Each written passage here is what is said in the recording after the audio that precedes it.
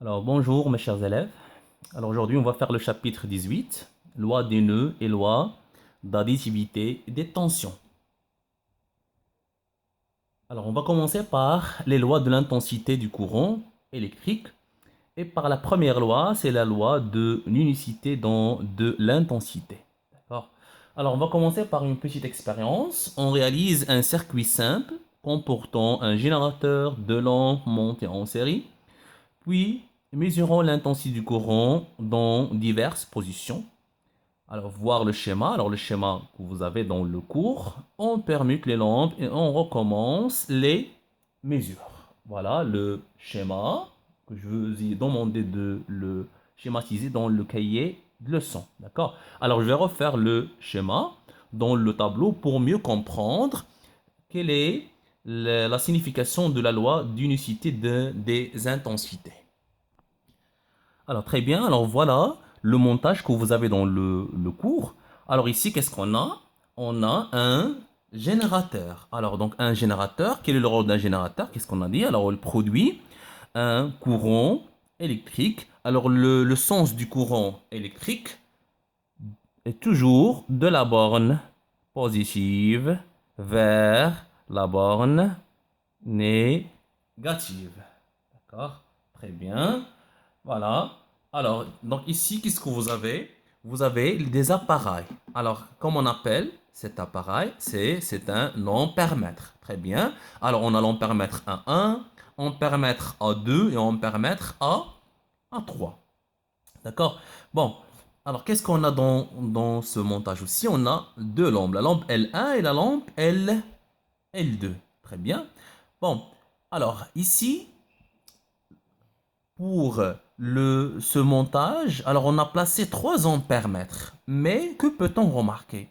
Alors on remarque que les 3 ampères-mètres donnent ou bien mesurent la même valeur de quoi? De l'intensité. Car l'ampère-mètre, elle sert à mesurer l'intensité. Alors l'ampère-mètre A1 affiche la valeur I1 égale à 35 000 ampères. L'ampère-mètre A2 affiche la valeur I2 égale à 37 000 ampères. A3 la même chose, affiche la valeur 35 milliampères. D'accord? Alors donc on dit que les 3 ampères-mètres indiquent la même valeur de l'intensité.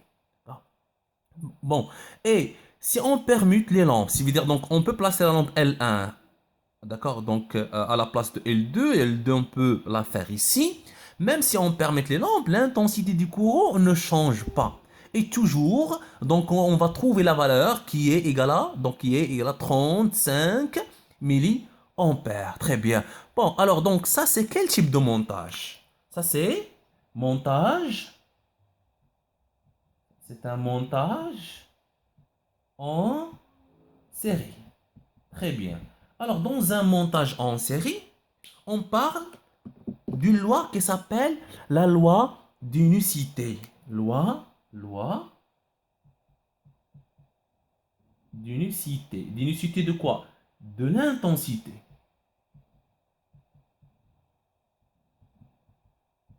C'est-à-dire que dans un circuit en série, l'intensité du courant est la même dans tous les dépôts et dans tous les points de chaque circuit. C'est-à-dire que vous pouvez placer l'ampèremètre dans n'importe quel point dans ce circuit, on va trouver la même valeur et on peut conclure que la valeur I1 égale à la valeur I2 égale à la valeur I3 égale à la valeur I4, d'accord? Donc l'essentiel pour nous, c'est que dans un circuit série, l'intensité du courant ne change pas, reste toujours la même. Et l'intensité du courant ne dépend pas aussi de l'ordre de dipôle. C'est-à-dire, même si on change les dipôles, c'est-à-dire donc au lieu de faire L2, vous pouvez placer L2 ici. Vous pouvez placer L1 ici. Si vous avez par exemple une résistance ou bien un moteur, vous pouvez les placer dans n'importe quel point et vous allez trouver la même valeur. D'accord? Donc, dernière chose, ici, est-ce qu'on a besoin de faire 3 ampères-mètres?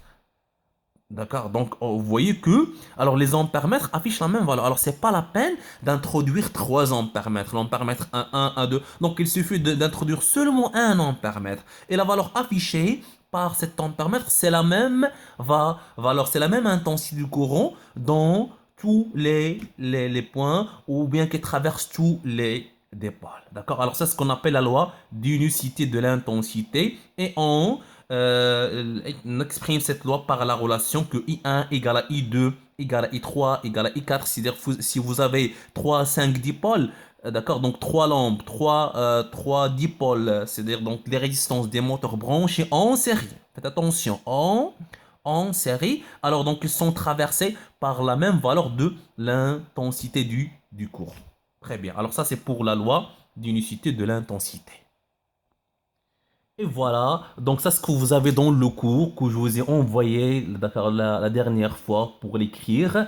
Alors donc ça c'est ce qu'on a dit, regardez la loi d'unicité de l'intensité dans un circuit série, l'intensité du courant est la même dans tous les dipôles et l'intensité du courant ne dépend pas de l'ordre des dipôles. D'accord? Alors vous avez ça dans le cours. Très bien. Alors on passe à l'autre loi. Alors on passe à l'autre loi, c'est loi des nœuds. Et on va commencer par cette expérience. Alors on réalise le circuit qui comporte une branche principale, celle où se trouve le générateur, et deux branches dérivées. Alors la branche principale, c'est la branche où se trouve toujours le générateur. Donc cette branche est appelée la branche principale. Et l'autre, ce sont les branches dérivées. Alors toutes ces branches se raccordent aux deux nœuds A et B et on mesure l'intensité dans chaque branche, comme vous voyez dans le montage ici. D'accord? Bon, alors, donc dans ce montage, qu'est-ce qu'on a? On a l'ampèremètre A1, d'accord? Donc, qui est branché à côté du générateur, qui va mesurer l'intensité qui traverse la branche principale. Alors, donc la branche principale, c'est la branche liée à d'accord, donc la branche principale, c'est celle où se trouve le générateur. Et les autres branches, d'accord, donc même pour la lampe L1 est dans la branche principale, car elle est donc branchée à côté du générateur. Alors la lampe L2, c'est dans la branche dérivée, la deuxième branche dérivée, la première branche dérivée, pardon, et la lampe L3, c'est dans la deuxième branche dérivée. Et on a les nœuds A et B où se raccordent, d'accord, donc les deux branches, la branche où se trouve L1 et la branche où se trouve L3, d'accord. Alors je vais refaire ce montage dans le tableau pour mieux comprendre. Alors voilà le montage, d'accord. Bon, alors qu'est-ce qu'on a dit? L'ampèremètre A1, c'est dans cette branche principale. Alors je peux faire l'ampèremètre A1 dans ce côté ou bien dans celle-là, d'accord? Donc cette place ou bien dans cette place. Donc c'est pas grave, je peux la brancher à côté de la borne positive ou bien à côté de la borne négative. Alors c'est la même chose, d'accord? L'essentiel, c'est qu'il va mesurer l'intensité, d'accord, donc qui sort de la borne positive ou bien qui arrive à la borne négative, car c'est la même intensité, d'accord? Très bien. Alors, la borne positive, donc c'est la borne où le courant sort. Très bien. Alors, le courant sort de la borne positive, elle va traverser la lampe L1. Alors, donc la lampe L1, elle est branchée dans la branche principale, tout simplement car on n'a pas un nœud. D'accord? Alors, donc, je vais vous expliquer c'est quoi un nœud. D'accord. Donc, déjà, on a fait l'explication d'un nœud lorsqu'on a fait le montage en dérivation, le montage en série. Donc, c'est juste un petit rappel. D'accord. Bon, l'essentiel pour nous. Alors, ça, c'est la l'intensité I1. Et c'est la même intensité qui arrive ici. D'accord? C'est la même chose. D'accord? Très bien. Alors l'intensité 1 va traverser la lampe L1. Alors, donc cette intensité va arriver à ce point. Alors, comment on appelle ce point? C'est un nœud. Alors, le nœud, là où se raccordent les branches, ou bien là, on a l'intersection au moins entre trois fils. Alors, donc ça, c'est un fil 1, 2 et 3. Alors ça, le point qu'on a ici, c'est le nœud. Bon, alors lorsque le courant arrive au point A, à ce nœud, qu'est-ce qu'on va remarquer? On va remarquer que une partie de ce courant, d'accord, va circuler dans la première branche dérivée, là où on a la lampe L2, et l'autre va, d'accord, donc parcourir ce trajet, cette trajectoire, d'accord? Donc, c'est-à-dire que lorsqu'on le courant arrive au point A, elle se divise, d'accord? Donc, ici, elle va se diviser en deux. Donc, on a une partie, d'accord? Donc, on peut l'appeler l'intensité I2 et l'autre, c'est l'intensité I3. Alors, l'intensité I2, c'est l'intensité mesurée par l'ampèremètre A2 et c'est l'intensité qui traverse la lampe L2. La même chose, I3, c'est l'intensité mesurée par l'ampèremètre A3 qui est branchée en série avec la lampe L3. Et I3, c'est l'intensité qui traverse la lampe L3. Alors regardez ici. Donc, voilà. Et en même temps, alors les intensités I1, I2, pardon, et I3, elles se regroupent. D'accord? Dans le point B. Elles se regroupent encore une fois pour ne donner l'intensité I1 qui est déjà, d'accord, donc sortez de la borne positive ou qui arrive à la borne négative, d'accord? Alors, donc le point, le nœud A, c'est le nœud où donc l'intensité I1 se divise en deux et le nœud B, c'est le nœud où les deux intensités I2 et 3 se rencontrent pour, d'accord, donc nous donner une nouvelle fois l'intensité I1. D'accord? Très bien. Alors, ici, qu'est-ce qu'on remarque? L'ampèremètre A1 affiche la valeur 144 milliampères. Très bien. L'ampèremètre A2 affiche la valeur 72 milliampères et l'ampèremètre A3 affiche la valeur I3 qui est égale à 71,65 milliampères. Très bien. Bon, alors ici, qu'est-ce qu'on remarque? Bon, alors, donc ici, on observe que l'intensité I1 est presque égale à la somme des deux intensités I2 et 3. Si vous faites la somme, I2 plus I3, 72 plus 71,60, donc vous allez trouver presque égal à 144 milliampères. C'est-à-dire donc I1 égale à I2 plus I3, d'accord? Alors vous allez me dire pourquoi on ne va pas trouver 72 ici 72 pour avoir 144? Alors en raison de la perte d'accord, donc d'énergie électrique qui, d'accord, lorsque l'énergie électrique circule dans les fils, alors les fils contient des résistances, les fils sont des conducteurs ohmiques qui contiennent des résistances. Alors ces résistances, elles transforment une partie d'énergie électrique en énergie thermique sous forme de la chaleur, donc sous l'effet qui s'appelle l'effet de Joule, que vous allez voir dans les années prochaines, Inch'Allah. L'essentiel pour vous, on peut considérer que I1 égale à I2 plus I3, d'accord? Bon, alors on peut dire que dans un circuit en dérivation, donc ça c'est montage en dérivation. Alors, au montage en dérivation. D'accord? Très bien. Dans un montage en dérivation, l'intensité du courant dans la branche principale, voilà. Ça, c'est l'intensité du courant dans la branche principale, qui est dans ce cas est appelée I1. Et égale à quoi? Égale à quoi? Égale à la somme des intensités du courant dans les branches dérivées. Combien on a de branches dérivées? On a deux branches. Ça, c'est la première branche. Et ça, c'est la deuxième branche. D'accord?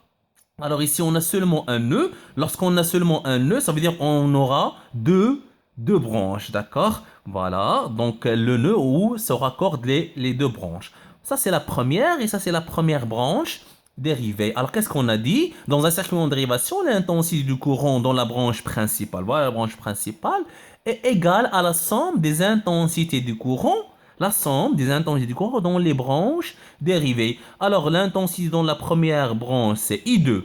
Et l'intensité de la deuxième branche, c'est I3. Donc, I1, c'est l'intensité de la branche principale égale I2 plus I3. Donc, c'est la somme tout simplement. Et c'est ce qu'on appelle la loi du nœud. D'accord? Et la loi du nœud est appliquée. à appliquer toujours dans le cas, là on a le montage en dérivation. D'accord? Alors, la loi du nœud est appliquée pour les intensités, pour l'intensité I, et dans quel cas? Dans un montage en dérivation. Alors, quel est l'énoncé de cette loi du nœud? Alors, la loi du nœud, c'est donc la somme des intensités, toujours la somme des intensités du courant qui entre, regardez, qui entre par un nœud égale à la somme des intensités du courant qui sortent du même nœud. D'accord? Voilà, donc ça c'est la somme. Donc qu'est-ce qu'on a? On a une intensité, une seule intensité qui rentre. D'accord? Qui entre par ce nœud. Égale à quoi? Égale à la somme qui sort. Qui sort ici? Il sort là l'intensité I2 et l'intensité I3. Alors I1 égale à I2 plus I3. D'accord? Très bien. Alors ici, donc juste d'autres remarques pour ou bien ce montage. Alors on peut faire, vous pouvez faire même ce montage que vous voyez ici. D'accord? Alors, donc au lieu de faire d'accord, on peut faire le montage suivant. Donc c'est la même chose, d'accord? Donc c'est le même montage. Alors juste on a fait ici, donc je fais le montage suivant. Donc je fais la branche la branche là où on a la lampe L2 et l'autre branche dérivée là où on a la lampe L3 de cette façon. Et ici on a fait donc ce montage de cette façon. Donc c'est la même chose, d'accord? Très bien. L'essentiel c'est que donc on applique ici la même chose, la loi du nœud. Voilà, donc ça c'est quoi? Ça c'est l'intensité qui entre. Voilà, qui entre. Ça c'est qui entre. Regardez, ça c'est la flèche. La flèche qui montre que cette intensité entre dans ce nœud. D'accord? Alors, égal à quoi? Égal à la somme, d'accord, des intensités du courant qui sort. Alors, qui sortent, donc, ça c'est, on peut considérer que ça c'est I1, I2, I3, regardez, qui sortent. Voilà, donc à travers la flèche qui nous indique les intensités qui entrent et les intensités qui sortent. Ça c'est l'intensité qui entre et ça c'est les intensités qui sortent. Alors I1 égale à I2 plus I3. D'accord? Très bien. Voilà. Alors, donc, on passe à une autre application pour mieux comprendre. Bon. Alors, donc, ça, c'est un autre montage. Là, on a. Donc, ça, c'est comme on appelle la branche. Ça, c'est la branche principale. Là, on a le générateur. Très bien. D'accord? Alors, le générateur fournit un courant d'une intensité notée par la lettre I. D'accord? Bon, alors, donc ça c'est le point qu'on appelle le nœud. Je vais l'appeler A. D'accord? Donc ça c'est B. Très bien. Alors, lorsque le courant arrive à ce point, d'accord, elle va se diviser en trois parties, en trois intensités. D'accord? Alors, donc l'intensité, on peut l'appeler I1, et l'intensité I2 et l'autre intensité qui est l'intensité I3. D'accord? Très bien. Alors, on va appliquer la loi du nœud. Pourquoi on va l'appliquer la loi du nœud? Car on a un montage en dérivation. C'est un montage en dérivation. Alors, la loi du nœud dit que la somme des intensités du courant, voilà, l'intensité. Alors, combien on a d'intensité du courant qui entre? Alors, on a dans un nœud. Voilà le nœud qu'on a ici. D'accord? Alors, combien d'intensité qui entre? Alors, on a une seule intensité qui entre. C'est l'intensité qui est I1. Qui est I, pardon. I. Égale. Égale à quoi? Égale à la somme des intensités du courant qui sortent. D'accord? Du même nœud. Voilà, c'est le nœud. Donc, ça, c'est l'intensité qui entre. C'est l'intensité I. Et I1, I2 et 3 sont les intensités qui sortent du même nœud qui est le nœud A. D'accord? Alors I égale à quoi? Égale à la somme des autres. I1 plus I2 plus I3. D'accord? Si on a une autre branche, une quatrième branche dérivée, on va faire I et 4. D'accord? Très bien. La même chose. Regardez si on continue de cette façon. Voilà. Alors, regardez ici. Alors, ici, qu'est-ce qu'on va faire? On va chercher quelles sont les intensités qui sortent. Les intensités qui entrent dans le nœud B, lesquelles? Alors, sont l'intensité I1, et l'intensité I2, et l'intensité I3. Ça sera la même chose. Alors, donc, la somme, qu'est-ce qu'on a dit? La somme des intensités du courant qui entrent.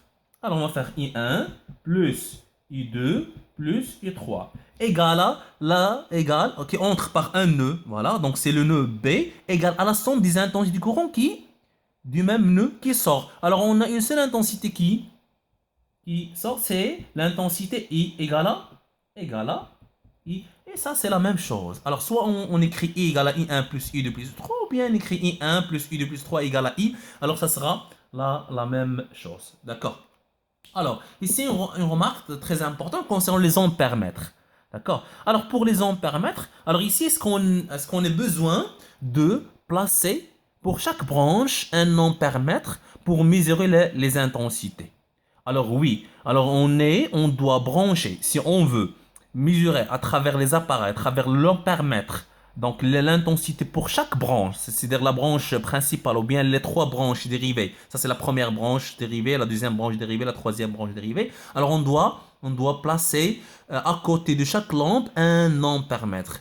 D'accord? Sinon, on ne peut pas mesurer les intensités. Par contre, dans le montage en série, qu'est-ce qu'on a dit? Donc, il suffit de placer seulement un ampère-mètre, car tout simplement, c'est la même intensité. Ce qu'on a dit, c'est ce qu'on appelait la loi d'unicité. Mais dans ce cas, pour la branche principale, alors je dois placer un ampère-mètre. C'est très important.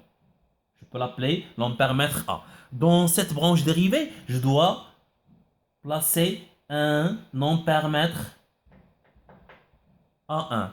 Dans la deuxième branche, je dois placer un autre ampère-mètre A2. Et dans la troisième branche, je dois placer un, un troisième ampère-mètre pour mesurer l'intensité qui traverse cette branche. A2 va mesurer l'intensité qui traverse la lampe L2 qui circule dans cette branche. A1 va mesurer l'intensité qui traverse la lampe L1 qui circule dans cette branche. Et A va mesurer l'intensité qui circule dans la branche principale. C'est l'intensité principale. D'accord? Très bien. L'autre remarque. Alors, donc la question qui s'oppose, si supposons que l'intensité qui circule, dans ce cas, égale à 90 milliampères. D'accord? Alors, est-ce que l'intensité, lorsque l'intensité arrive au point A, est-ce qu'elle va se diviser en 3, c'est-à-dire donc l'intensité 1, alors donc, la valeur de l'intensité 1, ça sera par exemple 30 milliampères, I1, 30 milliampères, est-ce que I2 va avoir, donc je peux écrire ici L, I2, aussi 30 milliampères, et 3 aussi 30 milliampères. Alors, quand est-ce que on aura quand est-ce qu'on aura cette chose-là, c'est-à-dire l'intensité principale se divise en trois parties, en trois intensités égales. Comme vous voyez ici, 30 plus 30 égale à 60, plus 30 égale à 90. Alors, lorsqu'on a les trois lampes L1 et L2, 3 sont identiques, d'accord? Si L1,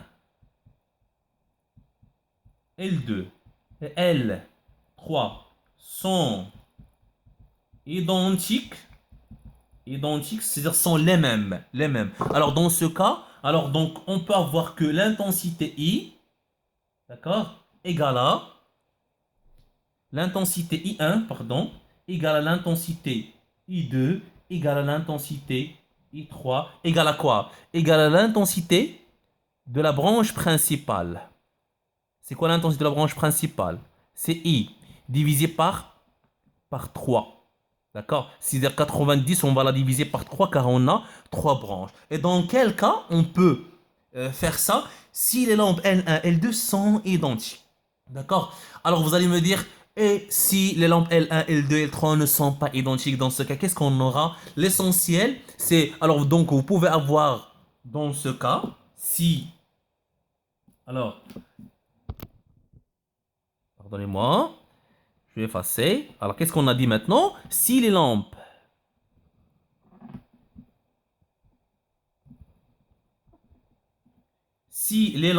L1, L2, L3 ne sont pas, regardez, ne sont pas, je vais rajouter la négation ici, ne sont pas identiques. Si, pardon, avec S, si les lampes L1, L2, L3 ne sont pas identiques, alors dans ce cas, l'essentiel pour vous, c'est que à la somme I égale à I1 égale à I2, I égale à I1, I2 égale à I1 plus I2 plus 3, alors sera toujours vérifié. D'accord? Alors, donc, c'est-à-dire que ça dépend de chaque lampe. Ça dépend de chaque lampe. Alors, la lampe L1 peut avoir, par exemple, la lampe L1 peut avoir une intensité égale à 20 mA. D'accord? La lampe I2 peut avoir l'intensité égale à 30 mA. Alors 20 plus 30, ça donne combien? Ça donne 50. Alors qu'est-ce qu'elle reste? Elle reste que I3. Donc l'intensité qui traverse la lampe L3 alors, sera, donc qu'est-ce qu'on a dit? 20 plus 30. Donc c'est 40 mA. L'essentiel pour vous, lorsque vous faites la somme, c'est-à-dire que I égale à quoi? Égale à 90 mA. L'essentiel, c'est que I1 égale à quoi? Égale à 20, plus I2 égale à 30, plus I3 égale à 40. Alors la somme donne toujours 90 mA. I égale à I1 plus I2 plus I3. Et ça, c'est le plus important. D'accord? Donc, donc, je pense que vous avez bien compris cette partie. D'accord? Bon, alors on passe à les autres lois et la loi, donc on a dit, mais pardon, avant de passer à la loi d'additivité de tension, alors je vais faire avec vous une autre application, donc, et c'est la dernière pour mieux comprendre. Voilà, donc ça c'est la dernière application. Alors, donc l'application, cette application, vous avez cette application dans le cahier, dans la leçon que je vous ai envoyée. D'accord? Alors, donc la question, donc de chercher quelle est la valeur de l'intensité I4. Tout simplement, ça c'est quoi? Ça c'est un nœud. Alors, donc sont les intensités. Alors, donc on va appliquer la loi du nœud. D'accord? Alors, donc pour la loi du nœud, alors, donc qu'est-ce qu'on a? Comme énoncé, donc qu'est-ce qu'on a dit? La somme des intensités du courant qui entrent. Alors on va chercher quelles sont les intensités qui entrent. Donc donc on va se baser sur les flèches. Alors l'intensité qui entre, c'est l'intensité I1. Regardez, ça c'est la flèche indique que cette intensité entre. Je vais faire comme ça. Alors I1, la somme, plus, on a dit la somme des intensités qui entrent. L'autre intensité qui entre, c'est quoi? C'est l'intensité I3, car cette intensité entre. D'accord? Égal. Alors, donc, est-ce qu'on a une autre intensité qui entre? Non. Alors, seulement I1 et 3. Alors, égal. Égal à la somme des intensités du courant qui sortent. Alors, quelles sont les intensités qui sortent? D'accord? Alors, on a l'intensité I2 et l'intensité I4. Alors, donc, I2 sort de même nœud plus I4. Très bien. Alors, donc, c'est comme vous avez ici une équation, ça c'est x, l'inconnu, on cherche i4. Alors qu'est-ce qu'on va faire? Alors donc je vais dire, voilà, alors i1 plus i2 égale à i2 plus i4, c'est la même chose, je peux écrire de cette façon, i2 plus i4 égale à i1 plus i3, c'est la même chose. Soit donc je peux écrire i1 plus i2 égale à i2, ou bien i2 plus i4 égale à i1 plus i3. Alors donc je cherche i4. i4 égale à quoi? Alors, donc, je vais placer I2 dans l'autre côté. Alors, ça sera I1 plus I3 moins, donc I2, lorsque je vais mettre I2 dans l'autre côté, alors donc, je vais faire moins I2. Donc, c'est ça ce que vous faites dans les maths. Tout simplement, alors je peux remplacer. Alors, I1, c'est quoi? Quelle est la valeur du I1? C'est 1 ampère. Plus I3, c'est quoi? C'est 0,5. Moins I2, c'est 0,8. D'accord? Toujours en ampères. Moins ampères. D'accord? Alors ça donne 1 plus 0,3, c'est 1,3. Moins 0,8, ça donne 0,5 ampères. Et ça, c'est la valeur de I4, d'accord? Bon, très bien. Alors, donc ça, c'est l'application que vous avez dans le cahier de cours. Alors, merci de recopier cette application, cet exercice à la fin du cours, d'accord? Donc, très bien. Voilà, donc ça c'est ce qu'on a dit maintenant. Alors donc vous avez ça dans le cours, très bien. Et ça c'est l'application qu'on a fait, d'accord? Elle vous demande, exemple, déduire la valeur de I4, d'accord? Donc on a déjà répondu à cette application. Très bien, alors maintenant, alors on passe. Alors donc juste une remarque, dans un circuit en dérivation, plus on ajoute des branches dérivées, plus l'intensité du courant qui traverse la branche principale augmente. C'est-à-dire si vous avez un circuit en dérivation, et surtout à la maison presque, donc c'est pas presque, alors toutes les branches qu'on a à la maison, alors donc sont en dérivation. C'est-à-dire donc plus on ajoute dans deux branches dérivées, plus l'intensité du courant, d'accord, donc principal, augmente. Et donc, dans ce cas, on aura un problème, pardon, on risque d'avoir, d'accord, donc un incendie. Si le courant dans la branche principale est trop important, cela entraîne donc un suréchauffement des fils, d'accord? Donc, et on risque d'avoir d'incendie et une détérioration progressive des générateurs. Ça, c'est dans le cas, là, on a donc le cas lorsqu'on ajoute des branches en dérivation. Très bien. On passe maintenant à la deuxième partie de cette leçon, c'est la loi d'additivité des tensions. Très bien.